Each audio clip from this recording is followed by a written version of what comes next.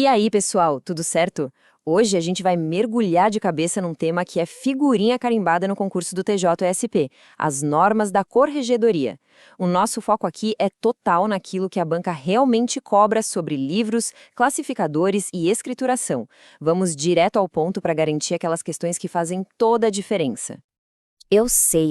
Muita gente olha para esse monte de regra e pensa: isso é impossível de decorar. Parece um detalhe atrás do outro, cheio de pegadinha, mas calma. A nossa missão aqui é justamente simplificar. Vamos focar só no essencial, naquilo que realmente cai na prova. Então, o nosso plano de ataque é o seguinte, bem direto. Primeiro, vamos decifrar os livros obrigatórios. Depois, a gente passa para a organização com os classificadores. Na sequência, a gente entende as regras da escrituração. E para fechar, aquela revisão final matadora, só com os pontos-chave para não esquecer na hora da prova. Ok, vamos começar pelo começo. Os livros obrigatórios. Pode apostar, esse é um assunto que a VUNESP adora. Então, dominar esses artigos aqui é mais do que obrigação, é estratégia. Antes de mais nada, o que são esses livros? Pensa assim, eles têm uma função dupla. Para dentro, servem para organizar a casa, o dia a dia do cartório. Para fora, eles são uma ferramenta de fiscalização da corregedoria. Ou seja, servem para organizar e para serem inspecionados. Simples assim. Agora, presta muita atenção aqui porque esta é a pegadinha clássica de prova. É crucial saber a diferença entre os livros que são obrigatórios em todos os ofícios, que estão lá no artigo 63, e aqueles que são obrigatórios só em algumas situações, listados no artigo 64. A banca ama de paixão misturar os dois e perguntar se a afirmação está correta. É aqui que muito candidato escorrega. Vamos ver na prática? Olha essa questão adaptada da VUNESP. Ela pergunta quais livros os ofícios de justiça, em geral, devem ter. A chave da pergunta está aí no em geral. Lembram da lista do slide anterior? Qual seria a resposta? A resposta certa, claro, é a letra A. Por quê? Porque tanto visitas e correções quanto o registro das decisões terminativas estão naquela primeira lista do artigo 63, a dos livros obrigatórios para todo mundo. As outras alternativas misturam tudo, colocando livros que são condicionais lá do artigo 64. Viu como a banca faz? Beleza, mas não basta saber quais são os livros, tem que saber como cuidar deles. E as regras são bem rígidas. Olha só, abertura e encerramento são feitos de uma vez só. Trocar folhas, nem pensar. É proibido.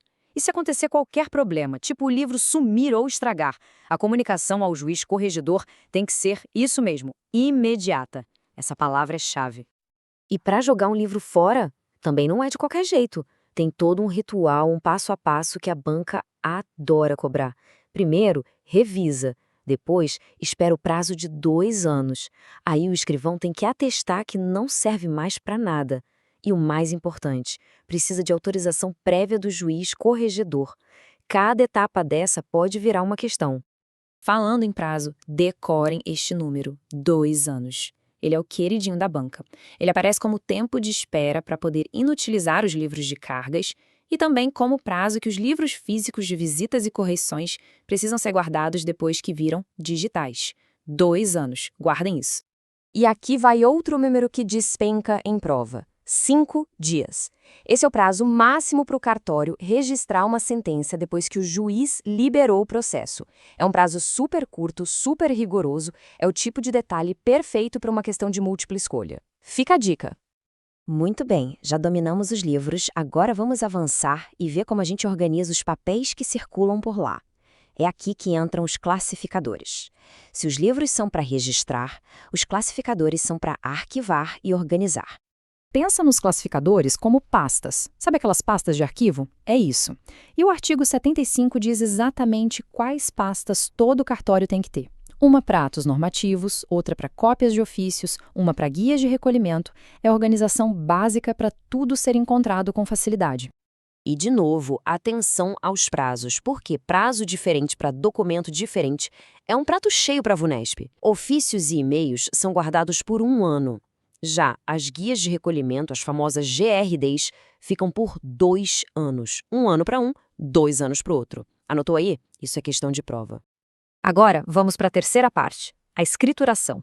Nome chique, né? Mas nada mais é do que as regras de como escrever, como preparar os documentos oficiais. Aqui, a forma como se escreve é tão importante quanto o que está escrito. O artigo 80 é o nosso manual do que tem que fazer. São as regras de ouro. Tipo de papel, cor da tinta, escrever os números por extenso também. E aquela clássica de não utilizar espaços em branco para ninguém adicionar nada depois. Regras básicas, mas que garantem a validade do documento. Já o artigo 81 traz o que a gente deve evitar. E o mais legal aqui é que a norma já prevê a solução. Errou, fez uma rasura, não pode só ignorar. Tem que fazer uma ressalva, ou seja, uma anotação corrigindo o erro, com data e assinatura. Não dá para fingir que não aconteceu. E por fim, temos o artigo 82, que é a lista do nunca faça isso. É o que é terminantemente proibido. Usar corretivo líquido? Jamais. Assinar folha em branco? Nem pensar. Usar um carimbo com a assinatura do juiz? Inaceitável. São coisas que podem invalidar completamente o ato. E olha aí, questão quentinha da VUNESP de prova real. O juiz precisa assinar de próprio punho um mandado de pensão alimentícia? Certo ou errado? O que vocês acham? A resposta é certo. E por quê? Porque o artigo 85 diz exatamente isso. É uma das situações especiais em que a assinatura pessoal do juiz é indispensável. É uma regra de exceção e a gente sabe que as bancas amam cobrar as exceções.